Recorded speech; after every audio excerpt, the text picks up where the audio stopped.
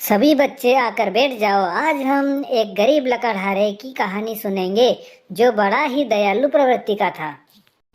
बहुत समय पहले किशनपुर गांव में एक रामू नाम का गरीब लकड़हारा रहता था। वह बड़ा ही दयालु प्रवृत्ति का था। जीवों के प्रति उसके मन में अपार श्रद्धा का भाव था। एक दिन रामू जंगल में लकड़ियां इकट्ठी करने गया। लकड़ियां इकट्ठी करने के बाद वह थक गया तो उसने सोचा कि थोड़ा सुस्ता लिया जाए और वह एक पेड़ के नीचे जाकर बैठ गया। तो क्या देखता है कि उसको सामने के पेड़ से जोर जोर से पक्षियों के बच्चों की ची ची आवाज सुनाई दे रही थी। तो रामू ने जब देखा तो वह डर गया। उसने देखा कि एक सांप बच्चों की तरफ बढ़ रहा है। रामू उनको बचाने की सोचकर पेड़ के ऊपर चढ़ने लगा। रामू को पेड़ के ऊपर चढ़ता देख सांप नीचे उतरने लगा। इतने में चिड़िया वहां आ गए और चिड़िया ने रामू को देखा तो सोचा कि शायद उसने उसके बच्चों को मार दिया। तो उसने रामू के ऊपर हमला किया और अपनी चोंच से उसको मारने लगी और जोर जोर से ची ची चिल्लाने लगी। चिड़िया की आवाज सुनकर वहां पर बहुत सारी चिड़िया आ गई और उन सब ने मिलकर रामू पर हमला कर दिया।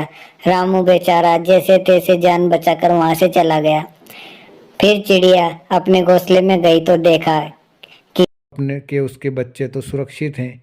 फिर बच्चों ने चिड़िया को सारी बात बताई तो चिड़िया बच्चों की बात सुनकर अपनी गलती पर शर्मिंदा हुई और रामू से माफ़ी मांगने की उसने सोचा। अगले दिन जब रामू आया तो चिड़िया ने कुछ दिन पहले दाना चुगते वक्त एक हीरा मिला था जिसे उसने अपने घोंसले में सुरक्षित रख दिया था। चिड़िया ने वह हीरा रामू के सामने लाकर डाल दिया और एक डाल पर जाकर बैठ गई और अपनी भाषा में रामू का शुक्रिया अदा किया। रामू ने भी हीरा उठाया और हाथ हिलाकर चिड़िया को धन्यवाद दिया और चला गया। थोड़ी देर बाद पीछे से बहुत सारी चिड़िया आई और रामू के ऊपर से उड़ने लगी। ऐसा लग रहा था वह सारी चिड़िया रामू का आभार व्यक्त कर रही हैं करके उसे विदाई दे रही हैं।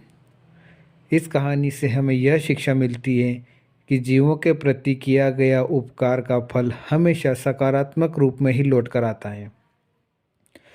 ऐसी ही मज़ेदार और शिक्षाप्रद कहानियों को सुनने के लिए हमारे चैनल को सब्सक्राइब करें, लाइक